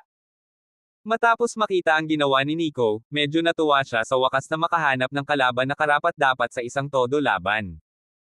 Sinulyapan ni Nico si Alex, naramdaman ang tripod wariness na tumatagos mula sa katawan ni Alex, nanatili siyang walang pakialam, ang kanyang tingin ay lumilipad kay Alex sa natitirang tatlong lalaking nakatayo sa likuran ni Dan. Naramdaman ni Nico na ang hininga ng tatlong taong ito ay katulad ng kay Alex, at lahat sila ay may pakiramdam ng usok na nabautizemuhan ng labanan na natitira sa kanilang mga katawan, at dapat silang lahat ay nasa labanan at napatay sa labanan. Ibig sabihin mga veterano na sila. Maraming mga veterano ang nagretiro sa larangan ng digmaan upang magsilbi bilang mga bodyguard. Ang mga veterano na ito na nakipagdigma ay hindi ang mga tinatawag na gangster o elite fighters na may kukumpara, mayroon silang yaman ng kasanayan sa pakikipaglaban, marunong pumatay ng mahusay at maginhawa. Gusto mo akong hamanin? Tumingin si Nico kay Alex at nagtanong. Oo, hahamunin kita. Tuyong sabi ni Alex. Umiling si Nico at sinabi sa seryosong tono, hindi mo pa kayang mag-isa. Wala rin akong oras makipaglaro sa inyo isa-isa. Kaya, ikaw at ang iyong tatlong kasama, kayong apat na magkasama. Sa sandaling lumabas ang mga salita, ang mga mukha ng tatlong lalaki sa likod ni Dan ay biglang nagbago, at isang malupit at walang kapantay na aura ng panggigipit ang bumungad sa kanila, na nagdadala ng hindi mapigil ang galit. Halatang galit yung tatlong lalaki sa likod. Nagkatinginan sina Peter, Elvas, at Michael, at talagang hindi nila inaasahan na talagang tinanggihan ni Nico ang imbitasyon ni Alex na lumaban ng mag-isa, at sa halip ay hiniling nilang tatlo na samahan si Alex para makipaglaban. Silang apat ay mga mersenaryo na nagretiro na sa mga mersenaryong corps at nakaranas ng pagpatay ng dugo at apoy sa larangan ng digmaan, kaya nang magretiro sila pabalik sa lungsod, mababa ang tingin nila sa mga tinaguriang eksperto sa lungsod. Sa kanilang pananaw, ang tinaguriang mga eksperto sa pakikipaglaban sa santukan sa lungsod, ay hindi pa nasa larangan ng digmaan, hindi nakaranas ng kalupitan ng larangan ng digmaan at dugo, sadyang hindi maaaring maranasan ang tunay na kahulugan ng mga kasanayan sa buhay at kamatayang labanan. Gayunpaman, ngayon, talagang nagbanta si Nico na hamanin silang apat ng sabay-sabay, na isang insulto lang sa kanila, paanong hindi sila makaramdam ng galit. Kakalabanin mo kaming apat. Tanong ni Peter, ang pares ng walang pakialam na mga mata, na kumikislap ng bakas ng malamig na hangarin sa pagpatay. Bingi ka ba? Hindi mo ba naiintindihan ang sinabi ko? Huwag ka nang mag-aksaya ng oras, sabay na tayo. Sabi ni Nico sa malamig na boses. Bueno, matagal na mula noong ginalaw ko ang aking mga kalamnan, kaya sa pagkakataong ito ay kunin ko itong isang magandang ideya. Sabi ni Elvas. Isang malamig na tingin sa mga mata ni Michael, naglakad siya sa field kasama sina Peter at Elvas, at kasama si Alex, pinalibutan ng apat na lalaki si Nico. Napapaligiran si Raw ng apat na makapangyarihang tao sa loob, kalmado pa rin si Nico, sa totoo lang, mula umpisa hanggang sa huli, walang kahit kaunting pagbabago ang mukha, kalmado pa rin at walang pakialam. Sige at gamitin ang iyong pinakamalakas na kakayahan sa pakikipaglaban, o hindi ka magkakaroon ng pagkakataong gawin ang mga ito. Sabi ni Nico. Talagang mayabang at mayabang. Ngumisi si Peter habang tinatitigan ang natitirang tatlo. Ang apat sa kanila ay sama-samang lumalaban sa loob ng maraming taon, at matagal nang nakabuo ng isang mahusay na taset na pag-unawa, kadalasan ay isang pagtingin sa isa't isa, upang maunawaan ang kahulugan ng bawat isa. Nang biglang lumabas ang isang malupit at walang kapantay na aura ng pagpatay, sabay-sabay na umalis sina Alex, Peter, Elvas at Michael, at silang apat ay tumama mula sa apat na direksyon na parang kidlat, na pumatay kay Nico.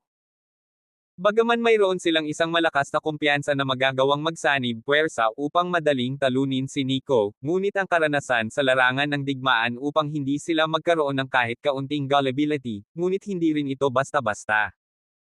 Matagal na nilang nakaugalian ang pag-aklas ng walang pag-aalinlangan sa larangan ng digmaan, nagsusumikap na pumatay sa isang suntok. Kaya, sa pagkakataong ito, walang exception, kidlat silang umatake para pumatay, isang mamamatay tao at malupit na aura ang bumungad, ang harap nina Alex at Peter ay dalawang double elbows, na may sunod-sunod na elbow kill attack ang bumalot kay Nico. Sa kanang bahagi, inihagis ni Elvis ang isang leg sweep at inilapit ito sa mukha ni Nico.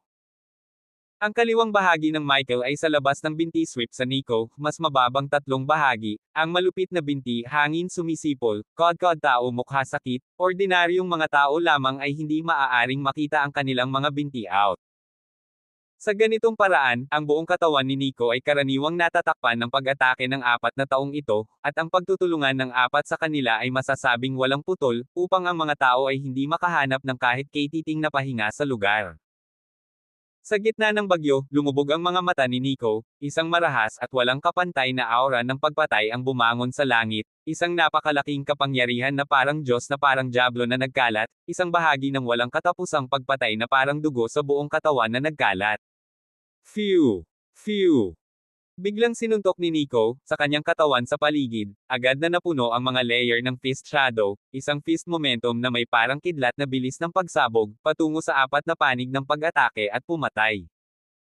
Mabilis na parang bala ang momentum ng kamao, naglalaman ng walang katapusang pagpatay na aura, na nagpapaalala sa nag-iisang kulay dugo na impyerno sa pagpatay sa general, ang kapangyarihan lamang ng kamao daw, sapat na ito upang makaramdam ng kilabot at takot ang mga tao.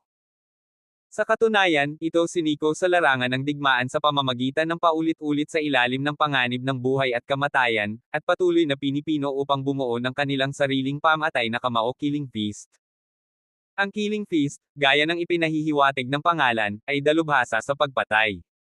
Ang pinakamahalagang katangian ng istilong ito ay ang pumatay. Itigil ang pagpatay na may pagpatay. Ang suntok ay isang suntok upang patayin.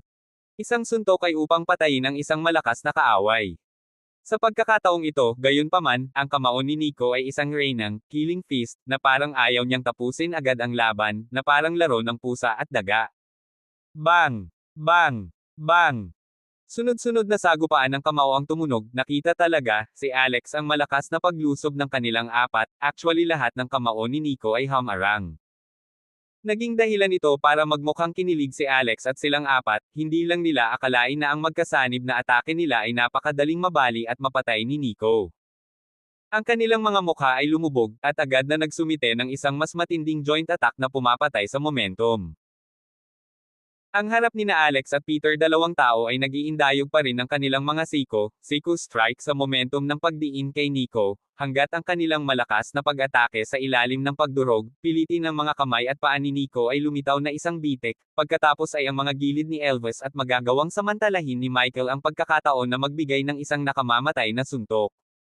Si Nico, gayunpaman, ay pangunahing nagtatanggol at hindi pa gumagawa ng aktibong pag-atake. So, this led to the outsider's view, parang inatake si Nico na walang kakayahang lumaban, defensive lang. Ngunit sa pananaw ng Tagaloob, si Nico ay kalmado at nakaka-relax, malinaw na sinasakop ang isang mahusay na inisyatiba. Isang malakas na atake, hindi pa rin nila matutulungan ni Alex si Nico, kahit anong atake nila, laging kayang labanan ni Nico ang kanilang mga atake. Kahit na, kung minsan ay tila nakita ni Nico ang kanilang mga pag-atake, at kapag sila ay tumama, ang nakapatay na kamao ni Nico ang unang hamampas, kaya natalo ang kanilang pagkubkob. Alex na pagtanto nilang may nasagasaan silang hindi maarok na lakas, at doon nila naunawaan kung bakit nagbanta si Nico na hahayaan silang 4 na magsanib, puwersa at lumaban, dahil ang lakas niya. Sa oras na ito ay nakasakay na sa isang tigre, Alex ang 4 sa kanila ay maaari lamang magsagawa ng isang malakas na pag-atake at pumatay paraan, isang nakatutuwang pagkubkob. Pahina 44 na walang makakalaban. Si Alex, Peter at silang 4 ay galit na umatake, na inilabas ang lahat ng kanilang lakas at pinasabog ang kanilang pinakamalakas na puwersa, na pinatay si Nico ng walang pag-aalinlangan. Si Nico ay tila kalmado pa rin at nakolekta, hindi pa rin siya umaatake, ngunit paulit-ulit ang pag-atake ng 4 na tao upang harangan ang momentum, hinalonggan niya ang paggalaw ay tila simple at casual, ngunit ang bawat suntok ay tama lang, sobrang banayad, madalas sa kritikal. Sandali, ay kayang patayin ang atake ng isa't isa para patayin ang momentum. Marahil nang makitang wala ng malakas na backhand ang 4 na taong ito, biglang ibinuka ni Nico ang kanyang bibig at sinabing, mga mersenaryo ba kayong nagretiro mula sa Aired Prince? Ang iyong pagkubkob ay ang karaniwang surround and attack strategy sa Red Prince. Sa sandaling lumabas ang mga salitang ito, ganap na nagbago ang mga mukha ni na Alex, Peter, Elvis at Michael sa gulat, hindi nila pinangarap na mahulaan talaga ni Nico ang mersenaryong grupo na kanilang pinagsilbihan. Sino ang taong ito? Ang kanilang isipan ay napuno ng hindi mabilang na mga katanungan. Patuloy ni Nico, kayong dalawa ay nag-apply ng elbow skill para i-pressure ako, at sa sandaling magpahinga ako, maaari mong samantalahin ang pagkakataon na umatake at pumatay. Ang perpektong tugma. Ngunit sa kasamaang palad, Alpha Special Forces, elbow skill, natutunan lang ninyong dalawa ang anyo nito ngunit hindi ang espiritu nito, sa pinakamaganda, ito ay isang anyo lamang.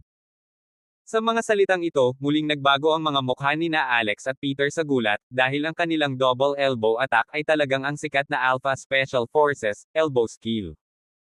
Ang Alpha Special Forces ay ang pinakapiling tao at mahiwagang espesyal na puwersa ng Russia, kung saan ang bawat sundalo ay lubos na sanay at may sobrang nakakatakot at masamang kakayahan sa pakikipaglaban. Kabilang sa mga ito, ang elbow skill ay ang pinakamalawak na ginagamit na fighting attack ng Alpha Special Forces fighters, madalas na may matinding at marahas na pag-atake, ang isang siko ay kayang pumatay sa kalaban, upang ang isang pumatay.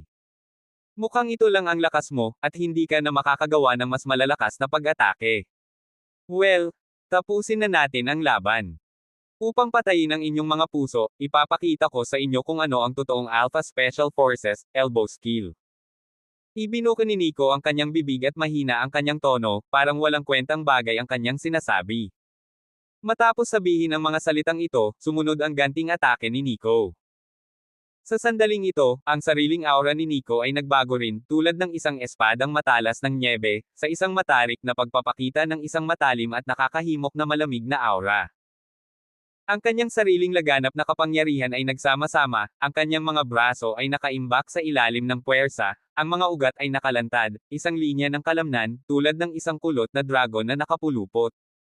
Sa susunod na sandali, ang kanang siko ni Nico ay hamarang sa pinagsamang pag-atake ni na Alex at Peter. Kasabay nito, ang kanyang kaliwang siko mula sa kaliwa hanggang sa kanang bilog, sumisipol na hangin, sa malakas at walang kapantay na pagsabog ng kapangyarihan, parang kidlat na sweep out. Bang! Bang!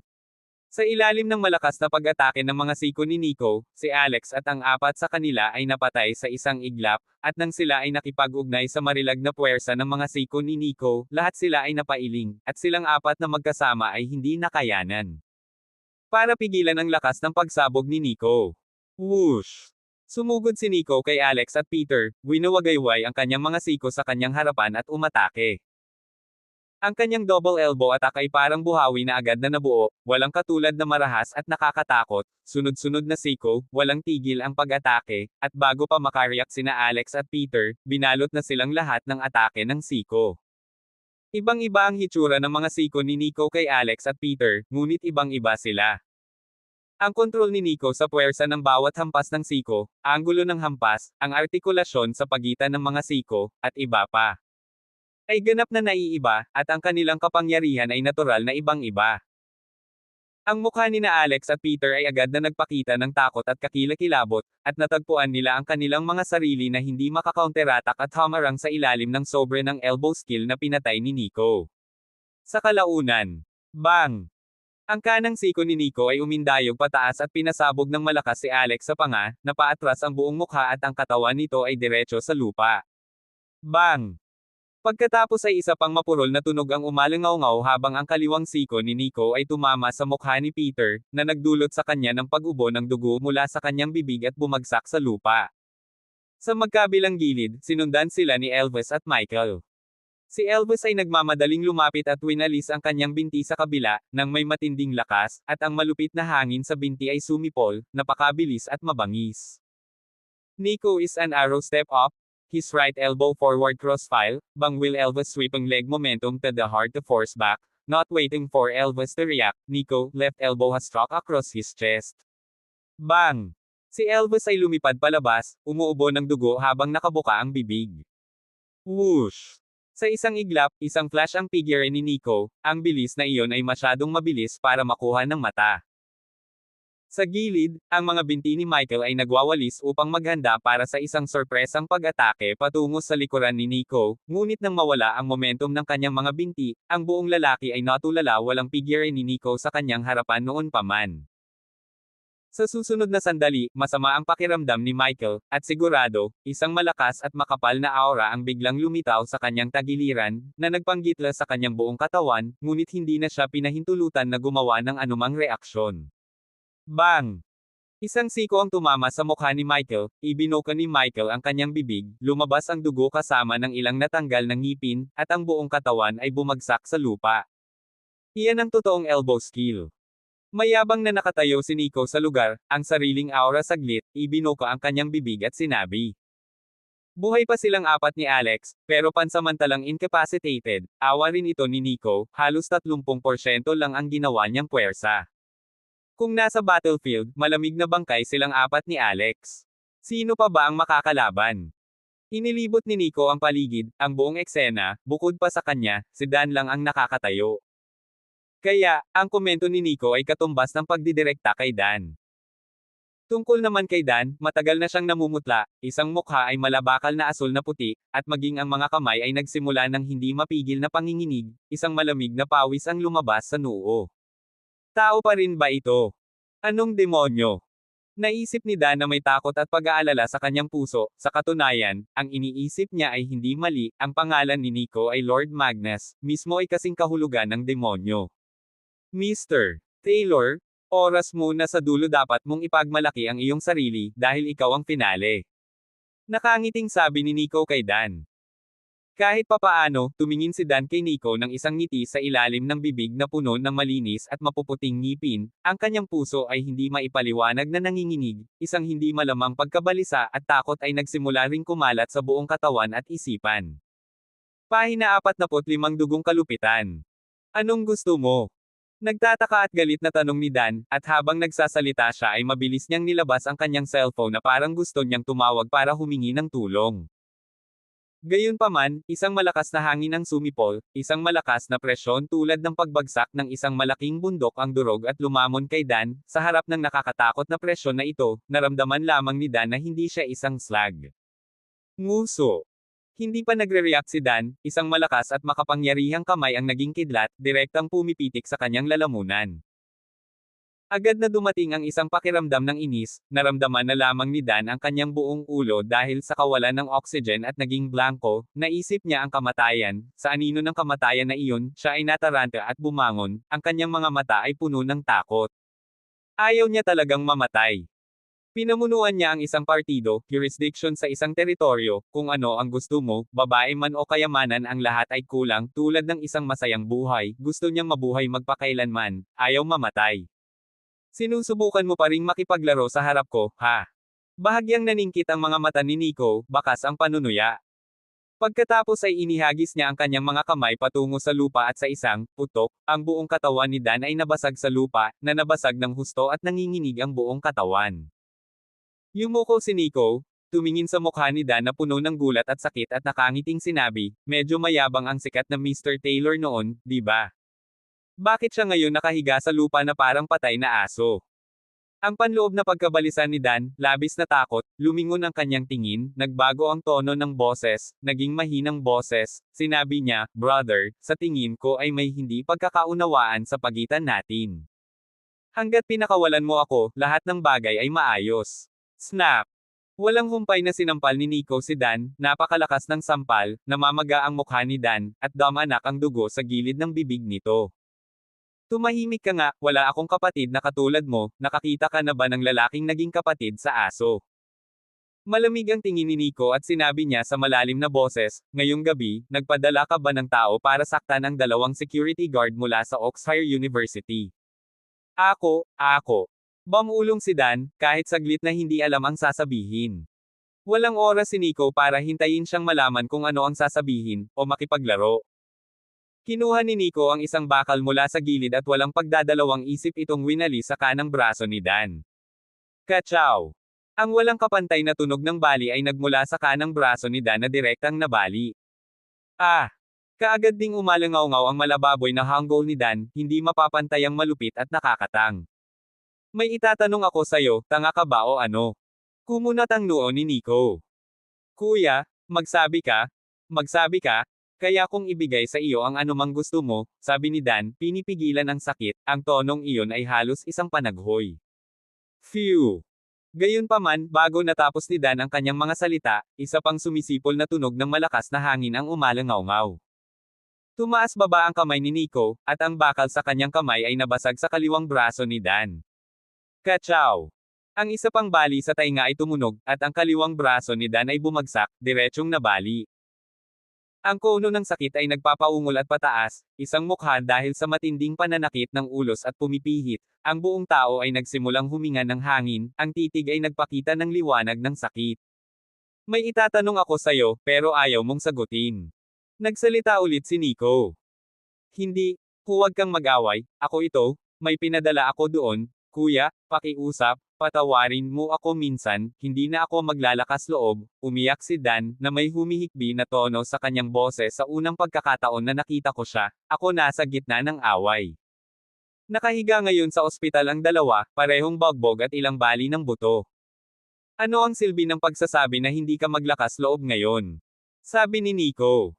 Ako, babayaran ko sila ng 1,000,000, hindi, 2,000,000, 2,000,000, malakas na sabi ni Dan. Bahagyang ngumiti si Nico habang sinabing, sa mundong ito, hindi lahat ng bagay ay kayang lutisin ng pera. Hindi bababasa, hindi sa aking kaso. Kung ang isa sa aking mga tauhan ay masugitan, sabihin nating nabali ang isang buto, pagkatapos ay kailangan kong baliin ang 10 ng mga buto ng isa pang lalaki, iyon ang aking paraan ng pagbawi. Sabihin mo, nasaan ang mga lalaking ipinadala mo para saktan ng 2 security guard ngayong gabi? Kung pagtatakpan mo sila, kailangan mo ring magdusa para sa kanila. Narinig ni Dan, nagbago ang buong mukha, dali-dali niyang sinabi, siya, nasa eksena sila, natamba ka na ba? Nandyan na ang lahat, tumayo si Nico at nagbigay ng isang makahulugang ngiti habang inilibot niya ang paningin sa silid at sinabing, sino ang mga taong pumunta sa Oxford University ngayong gabi at nasugatan ang 2 security guard? Gusto kong sumigaw kayo sa sarili nyo para makita ko kung sino ang nandoon. Ang mga elite fighters na iyon ay pinatumba lahat ni Nico, ngunit hindi pa sila patay, pansamantalang nawala ang kanilang kakayahan sa pakikipaglaban. Rinig na rinig nila ang sinabi ni Nico, ngunit walang umimik. Hindi naman nena si Nico at nakangiting sinabing, walang nakakaalam sa sarili, ha? Tapos no choice, kailangan kong basagin ang kamay at paa mo isa-isa. Mas mabuting pumatay ng 1,000 nang hindi sinasadya kaysa magtira ng isa. Well, magsimula tayo sa iyo. Sinabi ni Nico na nasa gilid ng isang nahulog na itim na lalaki sa lupa, ang kamay ng bakal na bar ay baliw na nabali. Kachaw! Kachaw! Patuloy na umaalingaw-ngaw ang isang pagsabog ng mga nakakatusok sa tainga ng mga bali at nagpapatinggal ang mga bungo ng mga tao kapag narinig nila ito. Direktang nahimatay ang lalaking nakaitim. Susunod. Walang ekspresyon ang mukha ni Nico habang naglalakad patungo sa susunod na lalaking nakaitim. Hindi ako. Alam ko kung sino iyon. Ako, magpapatoto ako sa iyo, natakot ang lalaking nakaitim at diretsyong sumigaw. Nagsimulang tumstigo ang lalaking nakaitim na ito sa ilalim ng matinding takot, hindi lamang siya, ang iba pang mga lalaking nakaitim sa bukid ay nagbuka rin ng kanilang mga bibig upang tumstigo upang mailigtas ang kanilang buhay. Ayaw nilang magdusa para sa kanila. Ang mga braso't binti ay sira lahat, ang buong tao ay wasak, diba? Sa kalaunan, may kabuoang 8 lalaking nakaitim ang nakilala, hinayla ni Nico ang 8 lalaking ito, bawat isa sa kanila ay mapatla at takot, at patuloy na ibinuka ang kanilang mga bibig upang umiyak at magsisi. Ngunit lahat ng ito ay walang silbi. Si Nico ay hindi makarinig ng kahit isang salita, ang kanyang mukha ay sobrang malamig at walang ekspresyon, tanging sa patuloy na pagwagayway ng bakal na pamalo sa kanyang kamay, bawat suntok ay bumabagsak, lahat ay tiyak na hamampas sa magkasanib na mga braso at binti ng 8 lalaking nakaitim. Hanggang sa magkabitak at mabali ang kanilang mga kasukasuan. Ito ay tila napakalupit, lubhang madyugo, at ganap na naglalarawan kung ano ang ibig sabihin ng madugong malupit. At iyon din, ang estilo ni Nico. Panaghoy at hiyawan, isang malakas na amoy ng dugo ang tumagos sa tanawin, na naging sanhi ng lugar na isang madugong impyerno. Ang 8 lalaking nakaitim na lahat ay bumagsak sa lupa, ang mga braso at binti ay nabali, ang ilan ay direktang nawala ng malay, ang ilan ay hindi gaanong pinalad, gising pa, kung gayon ang tanging paraan upang patuloy na maranasan ang pagdurusa ng kono ng sakit. Sa pagtatapos ng araw, muling lumapit si Nico kay Dan, tumingkayad at nakangiting sinabing, isang grupo ng mga tao ang nagdulot ng gulo sa harap ng Oxfire University ngayon, mga lalaki mo rin ang mga iyon, di ba? Sino sila? Nasaan sila sa sandaling ito? Gusto ko rin silang makilala.